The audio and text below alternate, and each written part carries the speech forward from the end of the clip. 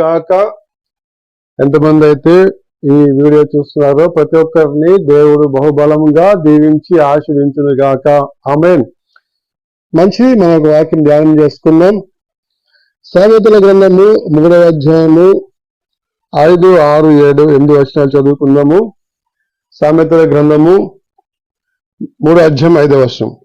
నీ స్వబుద్ధిని ఆధారము చేసుకొనుక నీ పూర్ణ హృదయముతో యెహోవా యందు నమ్మిక ఉంచుము.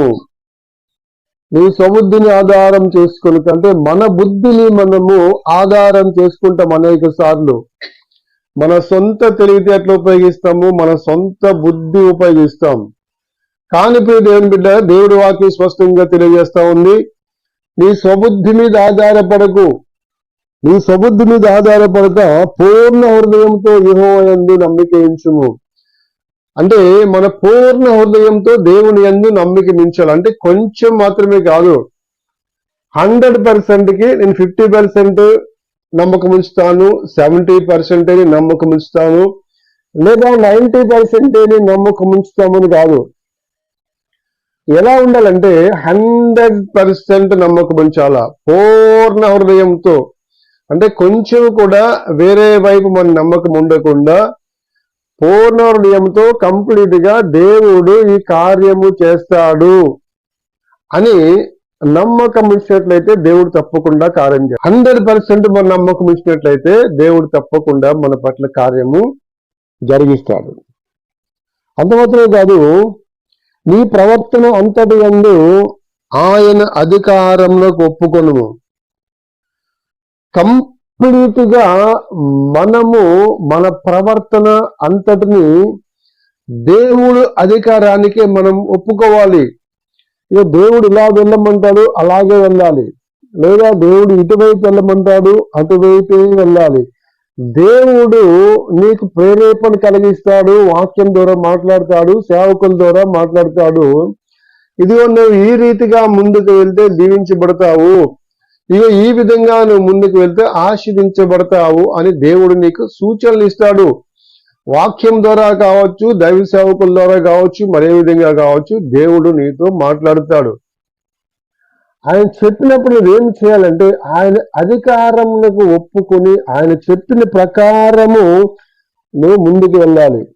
అంటే నీ స్వబుద్ధి మీద, నీ సొంత తెలివితేటల మీద, నీ జ్ఞానం మీద, నీ తెలివి మీద, నీ చదువు మీద, నీ విజ్ఞానం మీద నువ్వు ఆధారపడకుండా కంప్లీట్ గా దేవుని యొక్క గైడెన్స్ లో దేవుడి మీద ఆధారపడి దేవుడి మీద పూర్తిగా నమ్మకం ఉంచి మనం ముందుకు సాగినట్లయితే ఏమి జరుగుతుంది అంటే చూడండి, ఈ ప్రవర్తన అంతటి యందు ఆయన అధికారంలో ఒప్పుకొనుము.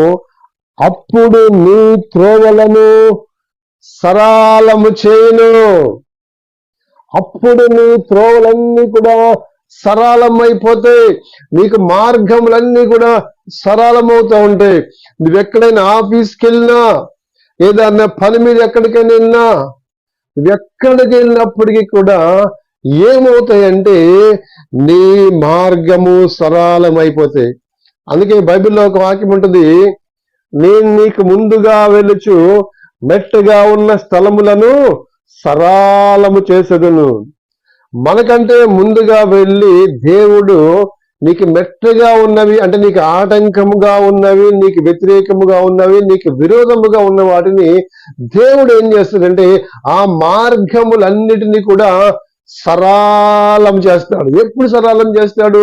నీ బుద్ధి మీద, నీ తెలివితేటల మీద, నీ జ్ఞానం మీద నువ్వు ఉపయోగపడకుండా నువ్వేం చేయాలంటే నీ పూర్ణ హృదయంతో ఆయన యందు నువ్వు నమ్మకం ఉంచాలా, ఆయన అధికారానికి నువ్వు ఒప్పుకోవాలా.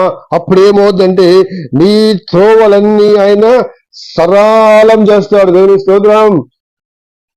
అంటే నీ త్రోవలన్నీ సరళం అవ్వాలి, నీ మార్గాలన్నీ సరళం అవ్వాలి అంటే పూర్ణ హృదయంతో ఆయన మీద నువ్వు నమ్మిక ఉంచాలి, ఆయన అధికారానికి నువ్వు ఒప్పుకోవాలి.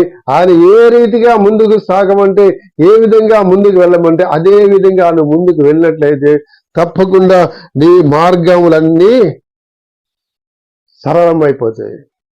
ఎందుకు ఈ వచనం దేవుడు మనకి చెప్తున్నాడు అంటే మన సబుద్ధి మీద ఆధారపడకూడదు అని ఎందుకు చెప్తున్నాడంటే, చాలా వరకు ఏమవుతామంటే మన సొంత బుద్ధి మీద ఆధారపడతాం. ఇగో నేను చదువుకున్నాను, నేను డిగ్రీ చదువుకున్నా, నేను ఎంకామ్ చదువుకున్నా, ఎంబీఏ చదువుకున్నా, నేను ఇంజనీరింగ్ చదువుకున్నా, నేను డాక్టర్ చదువుకున్నా, నేను ఐఏఎస్ చదువుకున్నా, నేను అనేక బుక్స్ చదివాను, నాకు జ్ఞానం ఉంది, నాకు తెలివి ఉంది, నేను దేన్ని ఎలాగైనా మార్చగలను, ఏ సిచ్యువేషన్ ఎట్లయినా నేను సెట్ చేయగలను. ఇదేమైపోతుందంటే సొంత జ్ఞానము, సొంత తెలివి అనమాట. ఈ చాలా మంది ఎలా ఉంటారు చూడండి, ఒక మనిషిని నీకు జ్ఞానం లేదు, నువ్వు అజ్ఞానం అను. నాకు జ్ఞానం లేకపోతే నేను డిగ్రీ చదువుకుని తెలుసా, నీ ఎంకామ్ చదువుకొని తెలుసా, నీ బీకామ్ చదువుకొని తెలుసా, నేను ఫస్ట్ క్లాసుల్లో పాస్ అయ్యని తెలుసా అంటారు. నువ్వు అజ్ఞానం అంటే ఎవరు ఒప్పుకోరు. ప్రతి ఒక్కరు ఏమనుకుంటారంటే వాళ్ళకి వాళ్ళే మనల్ని ఏమనుకుంటారు అంటే మనం మహాజ్ఞానులు అనుకుంటాం. మనం ఎంతో తెలివైన వారము, జ్ఞానవంతులు అనుకుంటాం. అందుకే ఇప్పుడు ఈ దేవుని బిడ్డలారా, ఆ దేవుని వాక్య స్పష్టంగా తెలియజేస్తా ఉంది. కింద చూడండి 7వ వచనము, నేను జ్ఞానిని కదా అని నీవు అనుకోవద్దు. నేను జ్ఞానిని కదా అని నువ్వు అనుకోవద్దని దేవుని వాక్యం స్పష్టంగా తెలియజేస్తూ ఉంది. ఎందుకు ఈ విధంగా ఇక్కడ మనకి పరిశుద్ధ గ్రంథంలో రాయబడింది, నేను జ్ఞానిని కదా అని అనుకోవద్దని? అందరూ అనుకుంటారు, నేను జ్ఞానిని, నేను చదువుకున్నవాడిని, తెలివైన వాడిని, నీకు అన్నీ తెలుసు నాకు అని చాలా మంది అనుకుంటారు. అందుకే నీ జ్ఞానిని కదా అనుకోకు. నువ్వు జ్ఞానిని అనుకున్నావంటే దేవుని వాక్యం పనిచేయదు అక్కడ.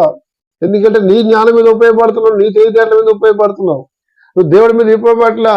అందుకే దేవుడు ఏం చెప్తున్నాడు, పూర్ణ హృదయముతో ఆయన యందు నమ్మిక ముంచు. అంటే నీ జ్ఞానం మీద కాదు, నా మీద నువ్వు నమ్మకముంచు.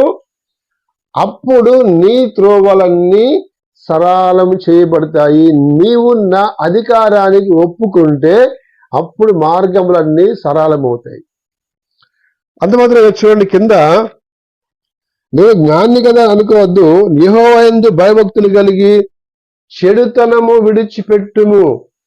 అంటే దేవుడి యందు నమ్మకం మాత్రమే ఉంచడము కాదు, ప్రార్థన చేయడమే కాదు, వాక్యం వినడమే కాదు, ఆదివారం సంఘానికి వెళ్ళడము రావడము ఇది మాత్రమే కాదు, కానీ దేవుని యందు ఆధారపడాలి, ఆయన మార్గాలకు ఒప్పుకోవాలి, ఆయన అధికారములకు ఒప్పుకోవాలి.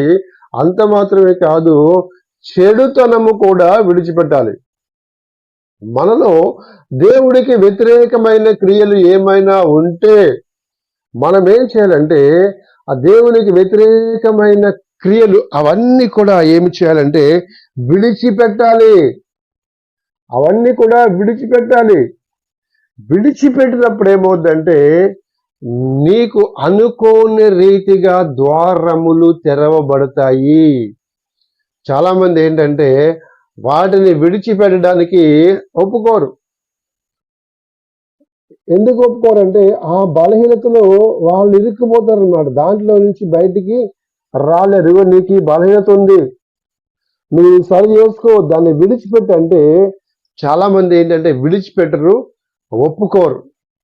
సరే మంచిది, నీకు నీ దేవుడి యందు భయభక్తులు కలిగి ఉన్నావు, విశ్వాసం ఉంది, నీ దేవుడి మీద నమ్మకం ఉంది, నువ్వు ఆదివారం చర్చికి వెళ్తున్నావు, వస్తున్నావు, కానీ ఫైనల్గా నువ్వు చేయాల్సింది ఏంటంటే విడిచిపెట్టాలి. భయభక్తులు కలిగి ఉండాలి. అంత మాత్రమే కాదు, చెడుతనము విడిచిపెట్టుము. అప్పుడు ఏం జరుగుతుంది చూడండి, చెడుతనం విడిచిపెట్టుము. 8వ వచనం, అప్పుడు నీ దేహమునకు ఆరోగ్యమును, నీ ఎముకలకు సత్వము కలుగును. అప్పుడేమవుతుందని చూడండి, నీ దేహం అంతటికి, నీ శరీరం అంతటికి నీకు మంచి ఆరోగ్యం కలుగుతుంది. నీ ఎముకలకి ఏమవుతుందంట, సత్తు కలుగుతుంది. అంటే నువ్వు స్ట్రాంగ్ గా ఉంటావు అన్నమాట, బలంగా ఉంటావు. ఎప్పుడు బూస్ట్ తాగితేనో, హార్లిక్స్ తాగితేనో, లేకపోతే బి కాంప్లెక్స్ వేసుకుంటాను, లేదా డాక్టర్ ఈ వాడితే నీకు బలం వస్తుందంటే అవి కాదు. ఎప్పుడు మనకి సత్తు వస్తుంది, ఎప్పుడు ఆరోగ్యం కలుగుతుంది అంటే మొట్టమొదటిగా మనం ఏం చేయాల్సిన పని ఏంటంటే మన సబుద్ధి మీద ఆధారపడకూడదు. రెండవది పూర్ణ హృదయంతో ఆయన యందు నమ్మిక ఉంచాలి. మూడవది ఆయన ప్రవర్తన అంత ఎందు అధికారమందు ఒప్పుకోవాలి. అప్పుడేమవుతాయి, మన మార్గము సరళమవుద్ది. అందు మాత్రమే కాదు, నేను జ్ఞానిని కదా అని అనుకోవద్దు. ఆరవదిగా ఆయన యందు భయభక్తులు కలిగి ఉండాలి. ఏడవదిగా చెడుతనము విడిచిపెట్టాలి. అప్పుడేమవుద్దంటే మన దేహమునకు ఆరోగ్యము, మన ఎముకలకు సత్తువ కలుగుతుంది.